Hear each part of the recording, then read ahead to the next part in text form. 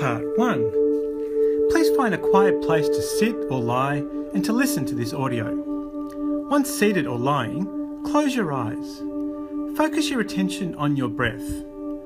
When you're ready, inhale slowly. Let the air fill your lungs. And then exhale slowly. Let the air escape from your lungs. Inhale again. And then exhale again. Notice how your stomach rises as you inhale and falls as you exhale. Rises as you inhale and falls as you exhale. If your mind wanders, don't be concerned. Just gradually shift your attention back to your breath. Part 2. For a moment, just observe the thoughts that enter your head. You might notice some worries, some doubts, or some memories of the past or reveries about the future. Imagine these thoughts are like messages on the radio, messages that you can louden or soften or even erase altogether. Don't worry if these thoughts are good or bad, pleasant or unpleasant. Just observe these thoughts, like an outsider, eavesdropping curiously. Part 3. Now generate an image of a brain operating inside someone's head. Notice all the cracks and crevices and ridges that cover this brain. Don't worry if your image is hazy or unstable. If the image vanishes, just form the image again as best as you can. Part 4. Now imagine you can see the cells in this brain in more detail. Imagine the brain is composed of billions of cells. Many of these cells, called neurons, resemble tiny strands of spaghetti. But focus your attention on one of these strands, one of these neurons, as though peering through a very powerful microscope. You notice that each neuron is more complex. Midway, you notice a bulge or sphere called the cell body, or sometimes the soma. Sprouting from one end of this bulge or cell body is a network of thin branches, like a Christmas tree, called dendrites. And sprouting from the other end of this bulge or cell body is a long strand, like a hose, called an axon. But towards the end of this hose or axon are several branches as well. Maintain this image of the neuron for a minute. Repeat the word cell body as you shift your attention to the bulge. Cell body, cell body. Then repeat the word dendrites as you shift your attention to the network of branches. Dendrites, dendrites. And repeat the word axon as you shift your attention to the long hose. Axon, axon. You don't need to remember or memorize these words now. You don't need to devote any effort into this exercise at all. You merely need to follow the instructions as best you can. Part 5. Now imagine that sparks of energy seem to surge down this neuron, beginning near the cell body and then propagating down the hose or axon. Perhaps you might imagine a flash or bright yellow light rocket down the hose or axon every few seconds. Sometimes these sparks of energy are frequent, zap, zap, zap.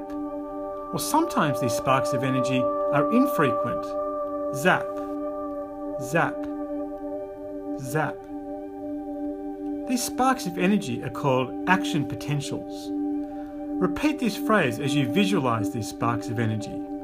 Action potentials, action potentials, action potentials. Part 6. You then notice that action potentials in this neuron elicit action potentials in other neurons. In particular, focus your attention to the end of this axon.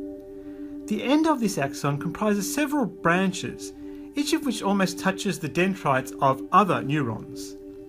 Notice how one branch of the axon touches the dendrite of a second neuron, and then notice how a second branch of the axon touches the dendrite of a third neuron, and so forth. Soon, after the spark of energy reaches the end of your axon, the neurons that adjoin this axon might begin to send their own action potentials. And the neurons that adjoin these neurons then send their own action potentials as well. And for a moment, you can see flashes of bright yellow light across the brain as one neuron evokes an action potential in other neurons, which in turn evokes action potentials in other neurons, and so forth. Part 7. But then, when you focus in more detail on one neuron, you realise that actually no spark really travelled down the axon. No material actually propagated down the hose. The spark of energy is really an illusion. Instead, when you focus on one point in the axon, as if peering through an even more powerful microscope, you notice a series of cylinders, like tiny toilet rolls wedged into the hose or axon. You might need a moment to construct this image. You might visualise a thick hose or axon, and then lodged in this thick hose is a long row of tiny cylinders, like tiny toilet rolls. And these tiny cylinders are positioned along the length of this axon, from the cell body to the other end. And then half of each cylinder or toilet roll seems to stick outside the axon, and then half of each cylinder or toilet roll seems to be embedded within the axon. And each of these cylinders is called an ion channel. As you maintain your focus on one cylinder, repeat the term ion channel, ion channel, ion channel. Furthermore, unlike normal toilet rolls, most of these channels are closed, as if someone has scrunched the cylinders tightly. But some of these cylinders are open. Part 8. When you look closer, you notice small particles crossing these ion channels whenever they're open. You can visualize these particles as tiny M&Ms. Some of these particles travel from outside the axon to inside the axon. Other particles travel from inside the axon to outside the axon. These particles are actually called ions and are charged atoms, but don't worry about their name now. Merely imagine how these particles seem to cross the ion channels, sometimes entering the axon and sometimes leaving the axon. Initially, these particles seem to enter and leave the axon haphazardly, but then after a while, you notice these particles don't shift randomly. Instead, these particles seem to follow a pattern. What is this pattern? Well, first you notice the row of ion channels, the cylinders that resemble these tiny toilet rolls, are not actually evenly distributed across the axon. Instead, these ion channels seem to be arranged in clusters of 3. To imagine this arrangement, first visualize a long row of ion channels. Then imagine that every 4th ion channel has vanished into the ether, never to be seen again. Now direct your attention to one cluster of 3 ion channels. You notice a constellation of particles like pink and purple M&Ms enter and leave these channels. Some particles seem to be entering the axon. Other particles seem to be streaming out of the axon. Then, a moment later, actually about a billionth of a second later, you notice the same sequence of events at the next cluster of 3 ion channels along the axon. And then, a moment later, you notice the same sequence of events at the next cluster of ion channels along the axon, and so forth. You then realise that no spark of energy actually propagates down the axon. Nothing actually travels down the neurons. Instead, at one point in the axon is a burst of activity, during which time particles seem to enter and leave the axon. Then a moment later, at the next point down the axon, is another burst of activity, during which time particles seem to enter and leave the axon. And these bursts of activity seem to travel down the axon until they reach and activate the adjoining neurons. Part 9. You then wonder what actually happens at each cluster of 3 ion channels. Why do these ions or M&Ms enter and leave the axon? And what are these ions or charged atoms? You notice that both inside and outside the axon are many different particles. You can imagine many M&Ms of many colours and many sizes. Have you noticed that many of the M&Ms or ions belong to one of three classes? The first class is sodium ions, sometimes called Na+. Perhaps you might imagine these particles are pink and appear within an Na+ on the shell. The second class is potassium ions, sometimes called K+. Perhaps you might imagine these particles are purple and appear with a K+ on the shell. The third class is chlorine atoms, sometimes called Cl-. Perhaps you might imagine these particles are navy blue and appear with a Cl- on the shell.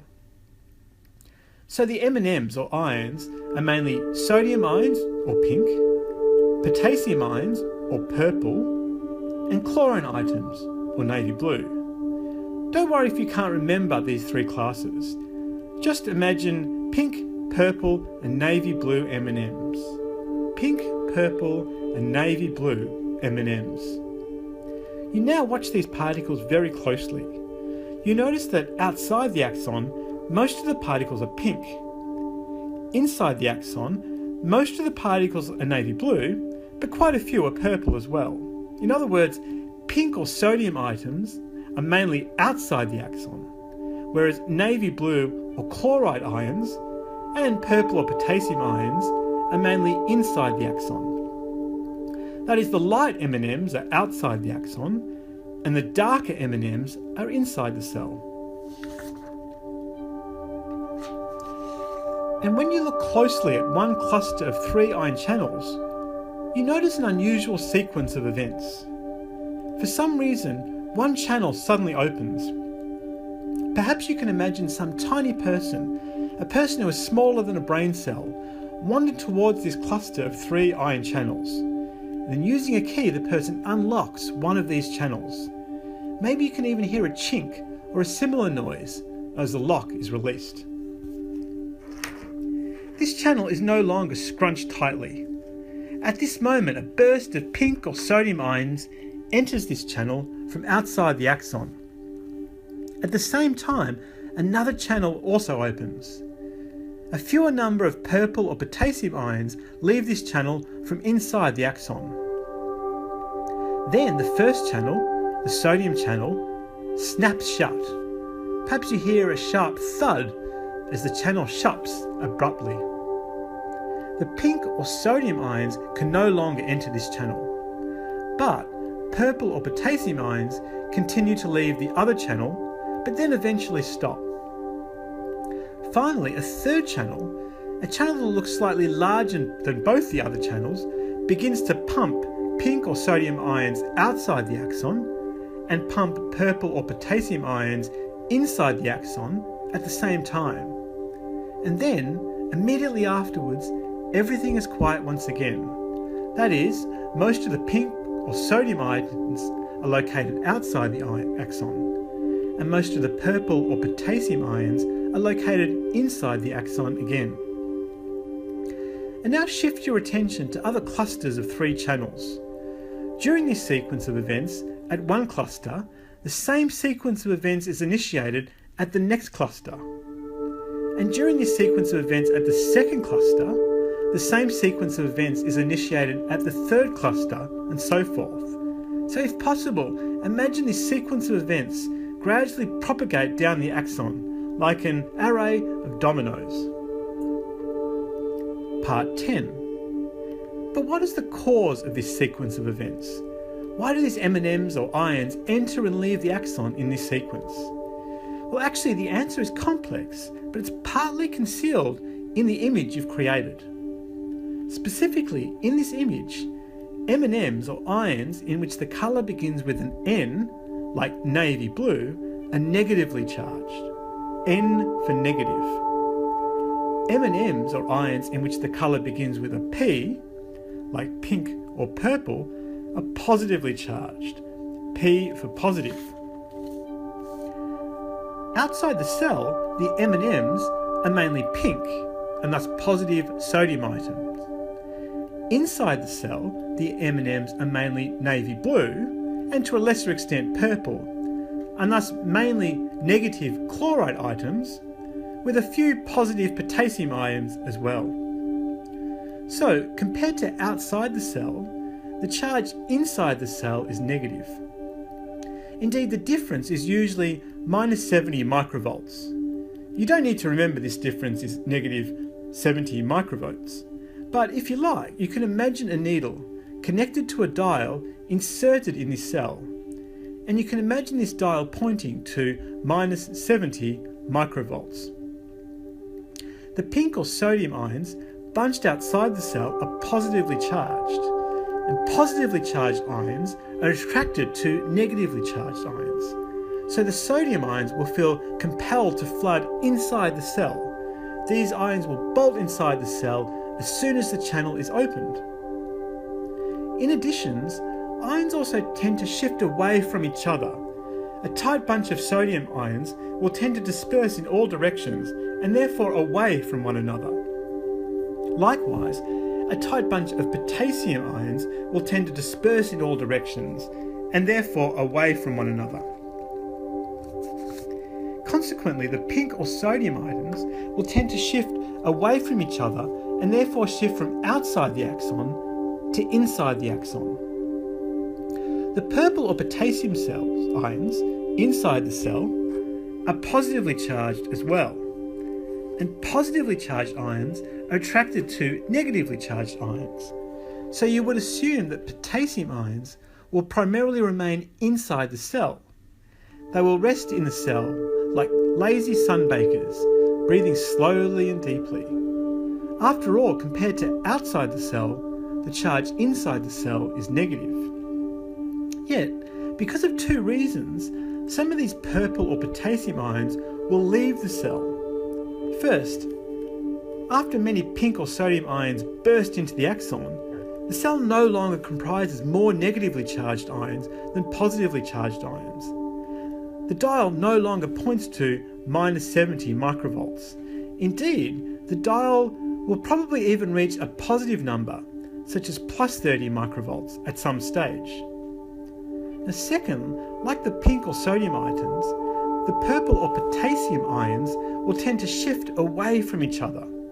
For both of these reasons, many potassium ions will actually leave the cell through another channel, especially after many pink sodium ions have flooded the cell. But after this sequence of events, the cell feels that something is amiss, like a hangover. The cell is teeming with more pink or sodium ions than usual, and fewer purple or potassium ions than usual.